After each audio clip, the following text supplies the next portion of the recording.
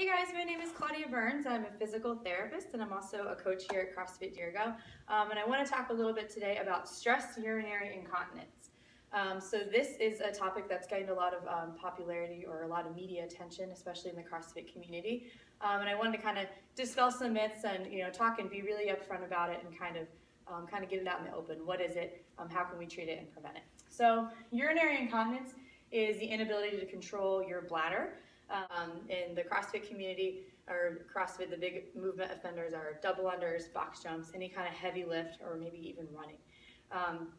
So during those activities, small amounts of urine can void. And a lot of people experience this. This isn't something to be necessarily ashamed about. Like, don't feel bad to talk. Like, it's happened to me. It's happened to a lot of the members of our gym that I've talked to, which is a big reason that I wanted to talk about it today. So I think starting out with it's normal. It makes sense for it to happen, but it's definitely not something that you have to live with. I think it's started to become this kind of like yellow badge of courage. Like, if you're not urinating a little bit, you're not trying hard, and that's definitely not the case. So there's definitely things that we can do to help kind of combat that and make your gym experience more comfortable and drier. Why does this happen? Okay, so we need to understand a little bit about the anatomy. So this obviously happens to women more than men, just from an anatomical standpoint. Our urethras are a lot shorter, and the opening is closer to the bladder. So basically, in this my very crude drawing here, we have a urinary bladder, and the urethra kind of comes down through the muscles of the pelvic floor, which are really just kind of, again, underneath the pelvis. It kind of holds all of your abdominal organs basically up.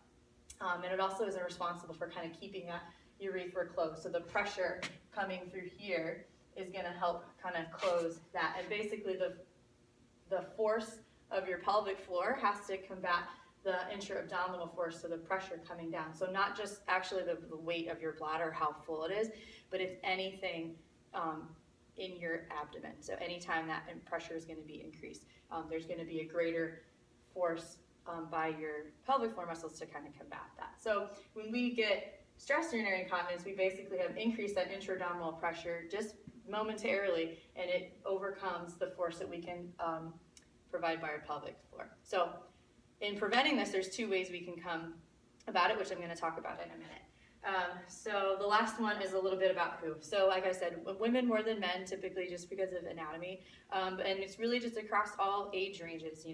Again, like, we have the younger women in the gym, the middle-aged, and then the older women in the gym. I think this is something that people kind of associate with postpartum, which definitely happens more if you've had a baby or carried a baby to term. And even if you didn't have a vaginal delivery, if it was a C-section, just the stress and the weight of carrying a child through that 9 months and all that pressure down. Or if you had cesarean, but maybe you pushed for a couple hours, there's still a lot of damage to those muscles, and it can take months for them to really come back and get kind of nice and strong.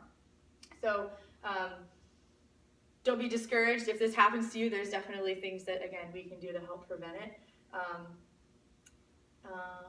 Yeah, so the biggest, and I'm going to go over this in a minute, and then I'm going to show you some exercises in a separate video with my lovely assistant, Melissa.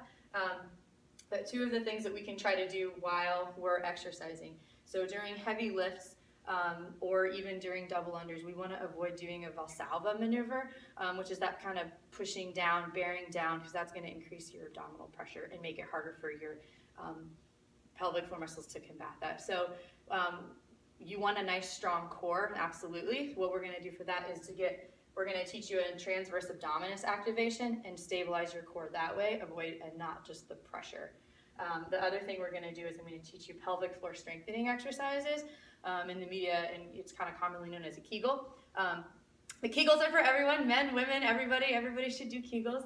And these actually, pelvic floor muscles actually, the insertion point is on the transverse abdominis muscle, so it's really great to do these together. And I'm going to kind of help strengthen everything to combat this. So definitely don't go out, if you struggle with this, don't go out and buy pads for the gym, or if you really need that, absolutely do it. But it's a meantime. Like, in the meantime, also be strengthening this to combat that, because it's not something that you have to live with. It's not something that you need to be ashamed of, but it's also not something you need to be proud of. It tells you there's a problem and there's something that we can work on. So If you want any more information about women's health or pelvic floor strengthening, there's a lot of physical therapy clinics or physical therapists in the area that deal with this really specifically. So if it's something that you're struggling with and you try these exercises we're about to show you and you're still having issues or troubles, contact like a local physical therapist or approach me. I know a couple specifically who like to and are really good at helping women with this issue. Okay?